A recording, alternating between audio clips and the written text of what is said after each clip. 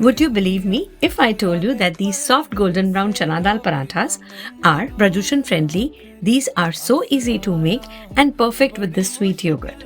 We will start by washing our chana dal few times before covering it for 3 to 4 hours. Then with very little water adding some salt and turmeric to it, we will boil it till done. For our parathas, we will mix together atta, salt, ajwain and gradually add water as we knead the dough.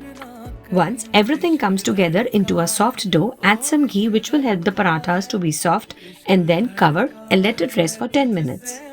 And now for the chana dal filling, start a tadka with some oil, jeera and hing. If you are not fasting, you can add some green chilies and ginger here. Add the boiled chana dal and mash using back of your spoon until it forms a more paste-like consistency. To this, add all your spices and some kasuri methi and mix all together until done and let it cool. To shape the parathas, place a ball of the filling in between some dough and seal the edges gently. Dust it with some dry flour, roll out until flat and cook on both sides on tawa using some ghee until golden brown and crispy. Just look at that, how beautiful and soft they have turned out from inside.